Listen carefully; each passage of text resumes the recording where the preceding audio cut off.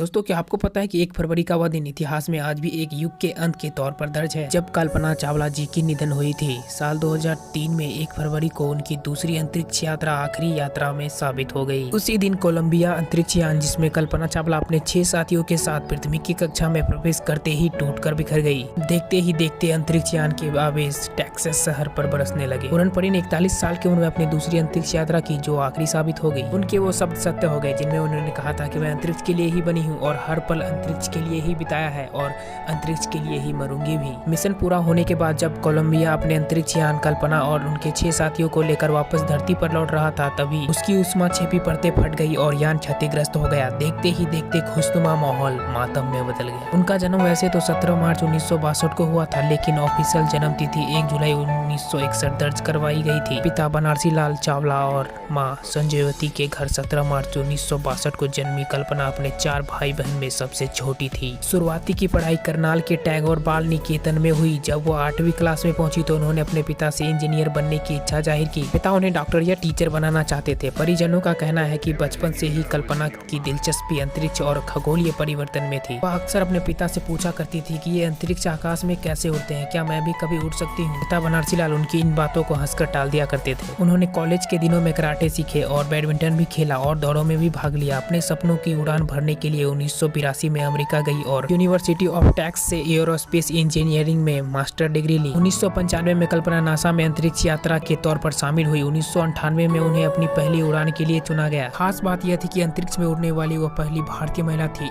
इससे पहले राकेश शर्मा ने 1984 में सोविनिया अंतरिक्ष यान से उड़ान भरी थी। कल्पना चावला ने अपने पहले मिशन में 1.04 करोड़ मील सफर तय कर पृथ्वी की 252 परिक्रमाएं और 360 घंटे अंतरिक्ष में बिताए थे। कुछ मीडिया रिपोर्ट्स के मुताबिक कोलंबिया अंतरिक्ष यान के उड़ान भरते ही पता चल गया था कि वो अब सुरक्षित जमीन पर नहीं उतरेंगे, यानी कल्पना समेत 6 अन्य अंतरिक्ष यात्री काल का ग्रास बन सकते थे। बावजूद इसके उन्हें इस बारे में कोई खबर नहीं दी गई। इस बात का खुलासा मिशन कोलंबिया के प्रोग्राम मैनेजर ने भी किया था।